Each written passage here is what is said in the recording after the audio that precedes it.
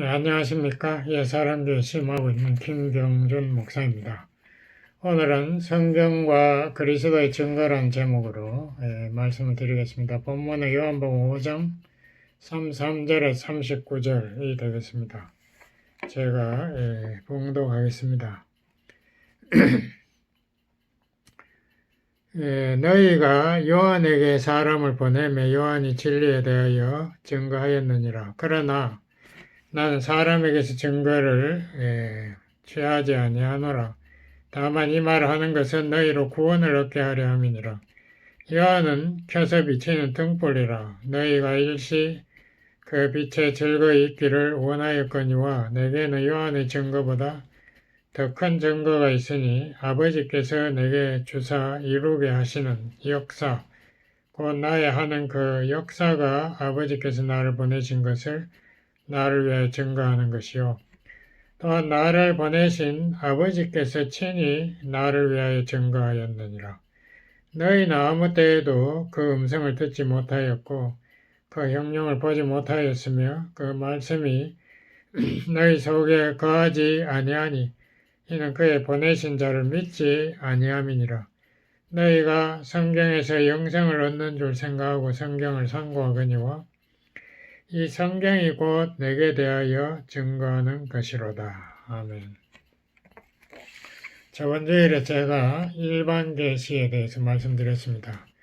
일반 계시는 하나님의 창조 세계를 통해서 하나님의 계심을 증거를 찾아내는 것을 일반 계시라 이렇게 그 자연 계시라는 말도 쓰죠. 그래서 우주의 크기라든가 그 웅장함 또 지구가 그 태양에서 아주 적절한 거리를 거의 원으로 돌고 있는 이 통해서 이 물이 액체로 형성되고 또 산소가 적절하게 있다는 거 여러 가지 이러한 생명을 위한 지구의 존재 또 100만 가지가 넘는 여러 가지 생물들 거기다 또 아주 특수한 인간 동물과 전혀 다른 인간 이런 것을 보면은 뭐 누구신가가 이 모든 세계를 설계했다라고 이렇게 생각할 수 있는데 이거를 그 인텔리전트 디자인 이론이라 지적 설계론이라고 이렇게 말한다고 제가 저번 주에 말씀드렸습니다. 오늘은 특별 계시에 대해서 말씀드리겠는데요. 이 성경이 하나님 말씀이다 라고 주장하는 것에서 이 특별 계시는 시작되는데요. 이 자연세계를 통해서 발견할 수 없는 그런 하나님에 대한 여러 가지 설명, 또 인간에 대한 여러 가지 설명, 이러한 것이 이 성경에 담겨 있습니다. 예를 들면 하나님이 세분기 삼위일체론이라든 그런 거, 또 하나님의 성품이 거룩하다는 죄와 분리되었다. 그러니까 죄를 전혀 용납하지 않는 하나님의 성품, 죄에 대해서 반드시 심판하시는 거, 또 동시에 하나님은 사랑의 하나님이기 때문에 죄를 또 용서하는 방법을 또 우리에게 제공하시고 그래서 인간을 구원하시고 자기 자녀로 삼으시려고 한다. 이런 것이 성경에 기록되어 있고 인간에 대해서 상세하게 기록되어 있는데 인간의 근본적인 문제를 제가 생각하는 성경이 제일 잘 다룬다고 생각합니다. 다른 어떤 심리학 책보다 인간의 근본적인 문제가 첫 번째가 이 죄책감. 인간이 죄를 안 지으려고 아무리 해도 인간이 죄를 안 짓고 살 수가 없어요. 거짓말 안 하고 살 수 없고 미워 안 하고 살 수 없는 게 인간입니다. 예수님은 인간이 죄의 종이라고까지 말했습니다. 그래서 성경은 모든 사람이 다 죄를 지었고 죄인이다 이렇게 말하고 인간의 마음에는 어디서 왔는지 알 수 없지만 양심이 있어가지고 인간은 끊임없이 이 죄책감을 일으키고 죄를 지적하죠. 동시에 또 인간에게 문제가 이 육신이 있습니다. 이 육신은 하나님 흙으로 만들었다는데 과학자들도 인정하죠. 세상에 흙이 원소 같다 하는 것을.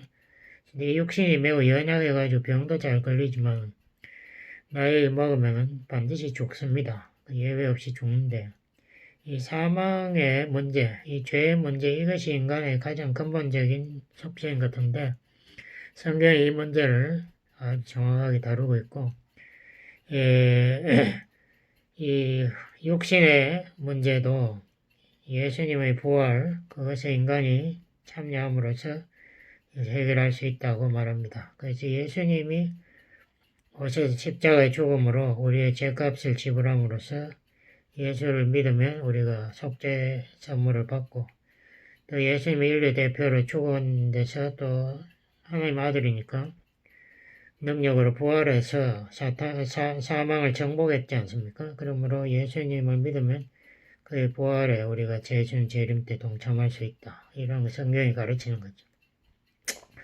그러면 성경의 구조는 뭔가? 한경직 목사님 이런 말이 있어요.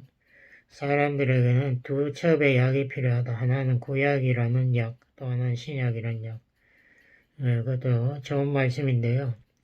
그 약이라는 말은 언약이라는 뜻입니다. 그 먹는 약이 아니고 언약. 구약은 율법 언약. 그러니까 계명을 지키면은 살고 안 지키면 저주 뭐 이렇게 되는데요.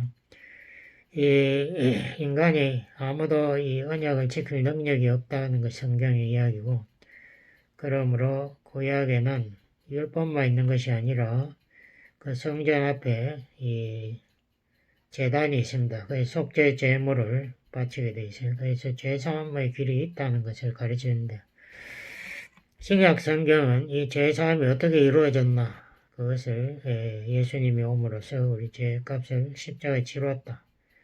그리고 또 예수님을 믿음으로 우리가 부활에 동참해서 영생을 얻는다는 것도 말하고 있습니다.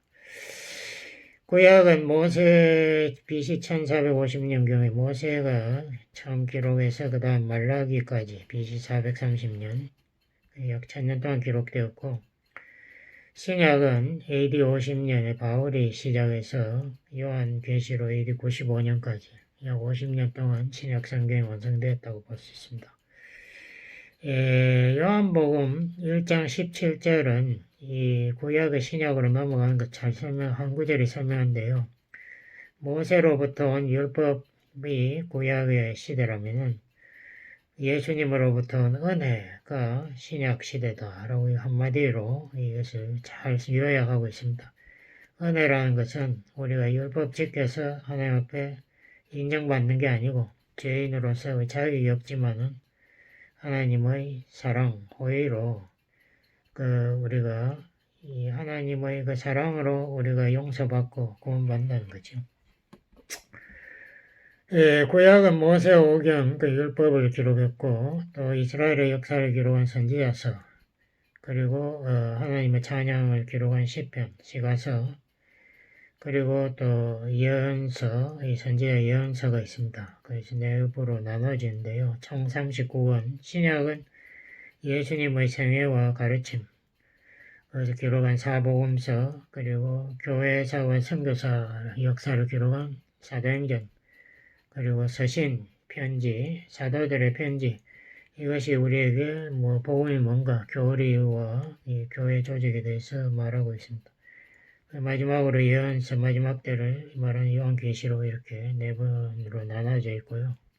총 27권, 토탈 66권으로 되어 있고, 구약은 유대인들의 언어 히브리어로 되어 있는데, 예수님 오시기 250년 전에 이 학자들 70인이 모여 헬라어로 번역했습니다. 그때 그 전에 이제 알렉산더 대왕이 온 세계를 통일해서 헬라어가 만국 공통어가 되었기 때문에 헬라어로 번역했죠.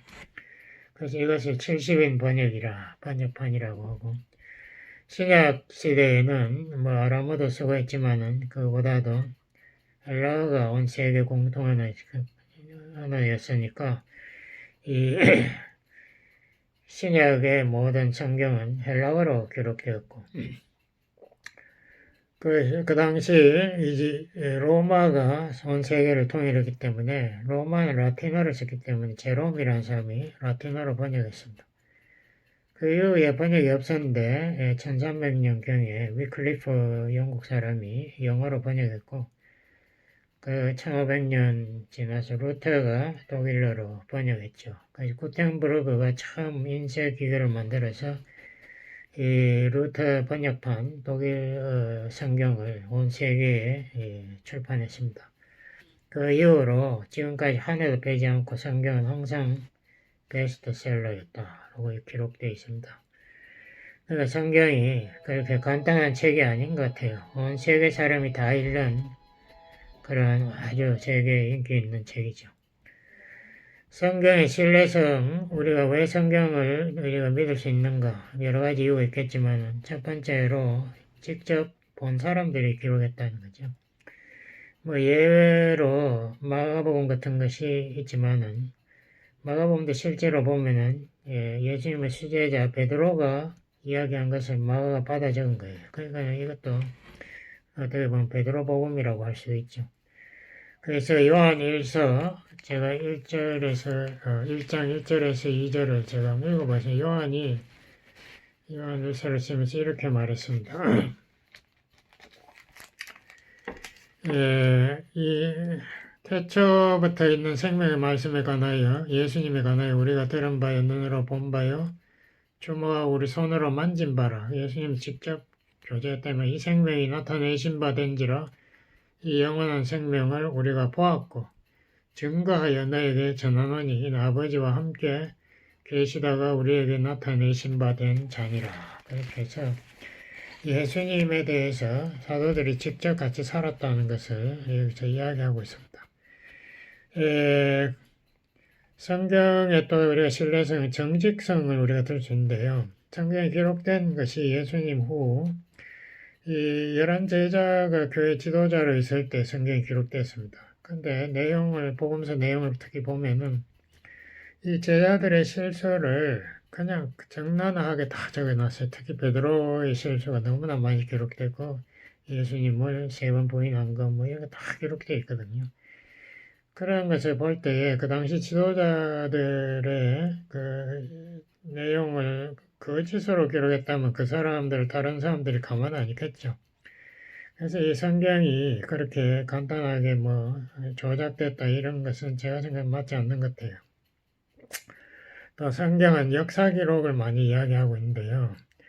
제가 옛날에 그 읽은 뭐 힌두교 서적이나 또 이 불교 서적들 이런 거 보면 역사 내용이 하나도 없어요. 뭐 전부 다른 소리만 하고 있는데 기독교는 역사에 대한 내용이 굉장히 많이 기록되어 있고 또 앞으로 미래에 이루어질 역사 예언도 굉장히 많이 기록되어 있습니다. 대표적인 게 다니엘서 온 세계 역사를 기록하고 있는데요. 예언하고 있죠. 다니엘서를 학자들이 보고 조작됐다고 생각했습니다. 예수님 좀 때에 맞서지 않았나. 왜냐하면 다니엘 예수님 오시기 500년 전 사람인데 그 내용을 보면 예수님 오시기 직전까지 기록이 북쪽의 시리아의 안티오쿠스 에파네스 왕이 이 로마와 다투다가 패해가지고 결국 분노를 폭발하려고 예루살렘과 성전을 파괴한 거 뭐 이런 거 AD 160년 이런 사건인데 이런 사건들이 다 적나라하게 기록되어 있어요. 그런데 1947년인가 그때에 어떤 그 팔레스타인 목동이 돌을 던졌는데 도자기가 깨진 소리가 나서 가보니까 그 수십 개 도자기 안에 성경이 전부 그 돌돌이 뭉쳐가지고 들어있는 거예요. 그 사회문서라고 하는데 그래서 학자들이 발굴해가지고 다 보니까 에스더 빼고 구약 내용이 다 있어요. 뭐 거기 뭐 다니엘서도 있는데 그 연대를 측정해 보니까 예수님 오시기 한 200년 전의 문서다 하는 것이 밝혀져가지고 다니엘서가 조작되었다는 설이 싹 그 다음에 없어졌습니다. 그래서 그렇게 성경을 가볍게 공격하는 거 옳지 않아요. 특히 성경을 증거하는 그 중요한 과학적인 그 재료가 고고학에 나옵니다. 알브라이트라는 아주 고고학의 대가가 그런 말을 쓴 것을 제가 읽었습니다. 자기가 알기로는 고고학이 지금까지 검증한 거 성경과 배치되는 건 하나도 없다. 그만큼 고고학이 성경의 그 기록을 검증했다는 것을 알브라이트가 밝혔습니다. 놀라운 거죠. 성경에 이 하나님 혹은 예수님에 대한 증거, 그거는 본문에 제가 아까 읽은 건데요. 신약 성경은 꼭 하나님을 증거한 것보다 예수님만 증거합니다. 왜냐하면 예수님 자신이 자기가 하나님에게서 보냄을 받았다고 하니까, 또 예수님이 요한복음 10장 30절 같은 데 보면 성부 하나님과 자기는 하나다, 똑같다라고 이렇게까지 말했으니까 예수님 증거하는 게 성부 증거하는 것 똑같은 것이 되는 거죠. 그런데 아까 본문에서 요한복음 5장 33절에서 예수님이 세례 요한이 진리에 대해 증거했다, 이런 말을 했습니다. 그럼 세례 요한이 이 예수님에 대해서 언제 증거했나? 요한복음 1장 29절을 제가 봉독하겠습니다. 여기 보면은 요한이 예수께서 자기에게 나오심을 보고 요한이 세례할 때 예수님 나왔죠. 가로되 보라, 세상 죄를 지고 가는 하나님의 어린 양이로다. 내가 전에 말하기를 내 뒤에 오는 사람이 있는데 나보다 앞선 것은 그가 나보다 먼저 계심이라 한 것이 이 사람을 가리킴이라. 그래서 세례 요한이 예수님을 세상 죄를 전부 지고 가는 하나님의 어린 양. 여기 어린 양은 유대인들이 애굽에서 종살이 하다가 해방될 때에 6월절이라는 행사가 있었는데요. 그때 한 살 된 양을 죽여가지고 그 피를 문지방에 발랐습니다. 그게 어린 양인데 여긴 특별히 하나님이 준비한 어린 양이다. 그러니까 예수님이 그 어린 양인데 그것을 보고 이 사망의 천사가 그 집을 심판하지 않고 뛰어넘었다 해서 6월절이라고 하는데, 이 어린 양이 바로 예수님인데 하나님이 준비한 어린 양이다라고 세례 요한은 예수님을 증거하고, 또 세례 요한이 예수님보다 6개월 더 나이가 많지만은 예수님이 자기보다 먼저 계셨다. 다시 말하면 예수님은 영존자다, 하나님이다, 이것을 세례 요한이 증거했다 이거죠. 근데 요한복음 5장 아까 본문 제가 돌아가가지고 36절부터 제가 한번 봉독하겠습니다. 예수님 또 이렇게 말씀, 내게는 요한의 증거보다 더 큰 증거가 있으니 아버지께서 내게 주사 이루게 하시는 역사 곧 나의 하는 그 역사가 아버지께서 나를 보내신 것을 나를 위하여 증거한다. 여기 역사라는 것은 예수님의 그 표적, 이적, 영어로 사인, 대표적인 게 이제 가나의 잔치에서 물을 포도주로 바꾼 거라든지, 혹은 베데스다 연못 옆에 38년 된 중풍 환자를 일으킨 거라든지, 그리고 요한복음 6장에 나오는 그 예수님이 떡 5개 물고기 2마리로 수만 명을 먹여 살린 거라든지, 뭐 이러한 것이 다 표적입니다. 이제 무엇을 가리키나, 표적은 뭐를 가리키는데요. 바로 예수님이 하나님 아들이다, 신성을 가리킨다.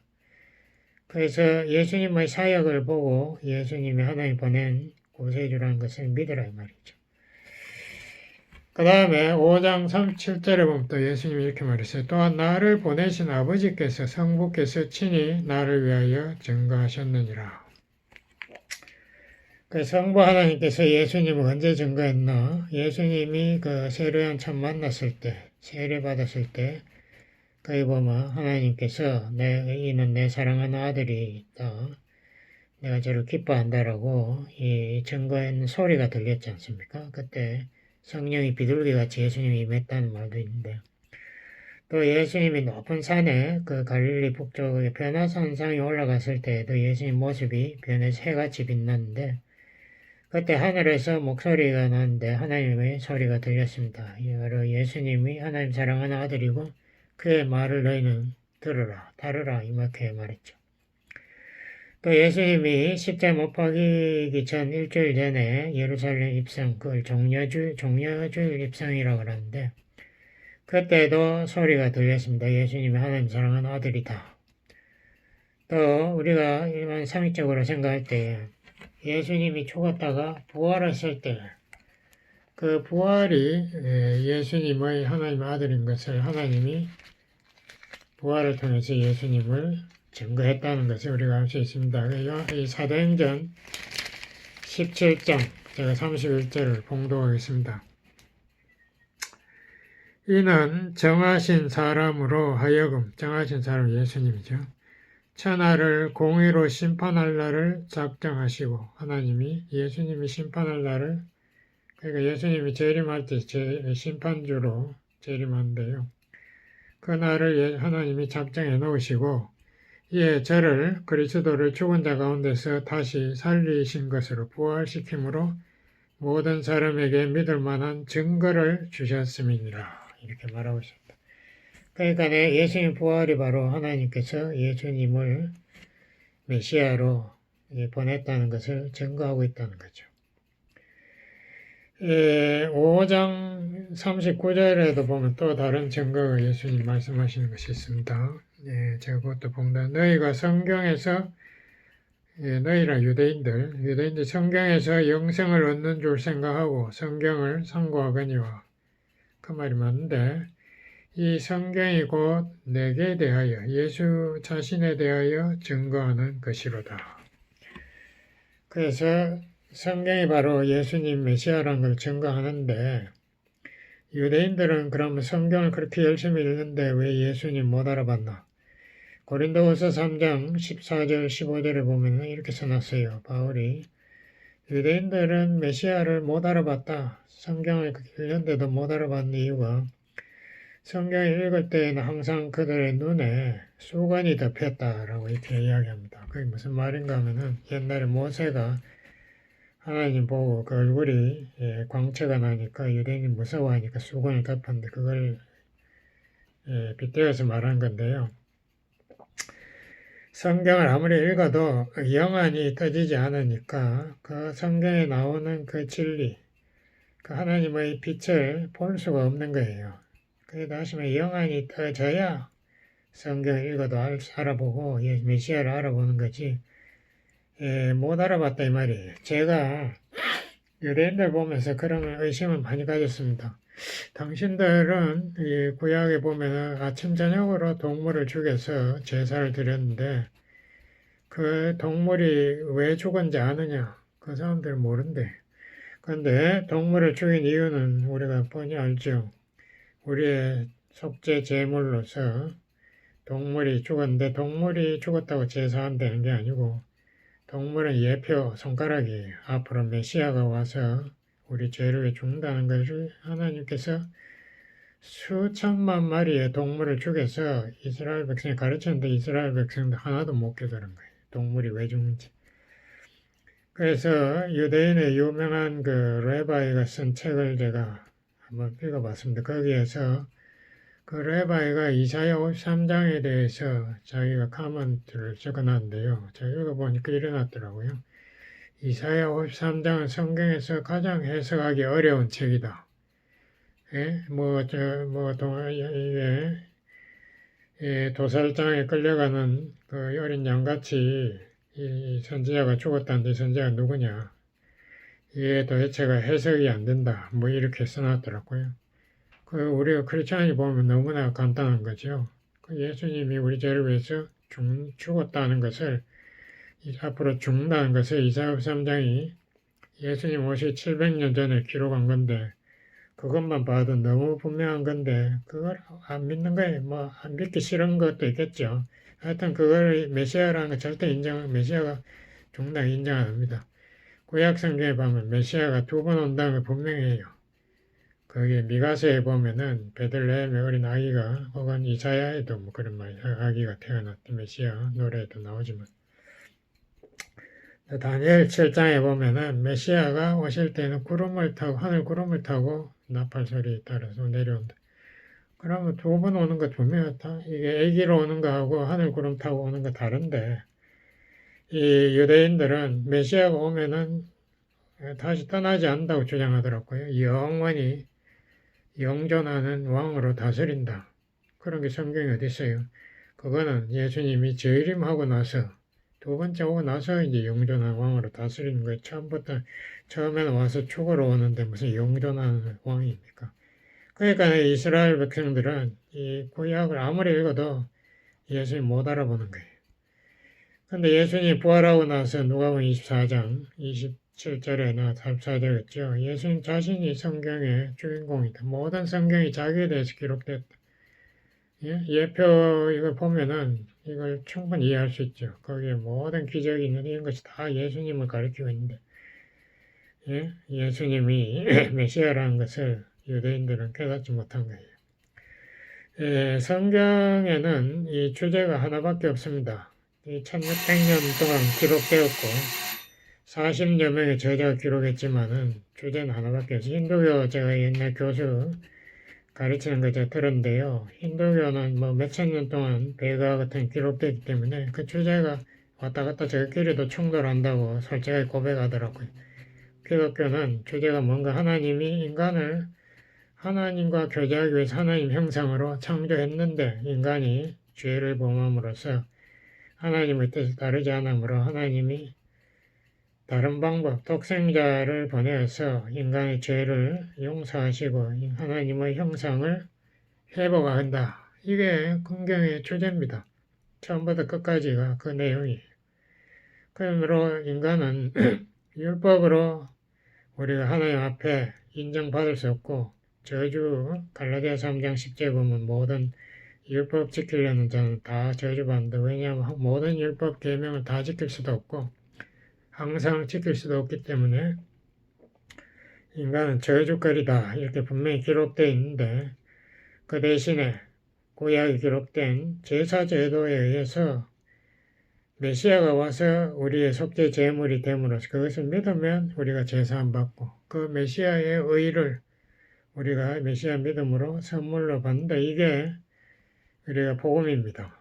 그거 뭐 별로 복잡한 것도 아니고 우리의 인간의 근본적인 문제를 확실하게 예수님 해결했다는 건데 이런 분이 무슨 종교 석가모니가 언제 우리의 제 문제를 해결했습니까? 우리의 죽음을 해결했나요? 그런 거 전혀 다른 데는 없어요. 성경만이 인간의 근본적인 문제를 너무나 확실하게 밝히고 있고 또 그것을 해결한 것을 이 성경은 우리에게 잘 말씀하고 있습니다. 기도하시겠습니다. 아버지 하나님, 성경 말씀이 정말 예수님의 그 하나님으로부터 온 구세주임을 잘 증거하고 있는 것을 우리가 서로 이야기를 나누었습니다. 아버지 하나님, 우리의 영안을 떠서 이것을 잘 보고 예수님 믿고 우리가 하나님의 사랑받는 자녀가 되도록 축복하여 주세요. 예수님 이름으로 감사 기도드렸습니다. 아멘.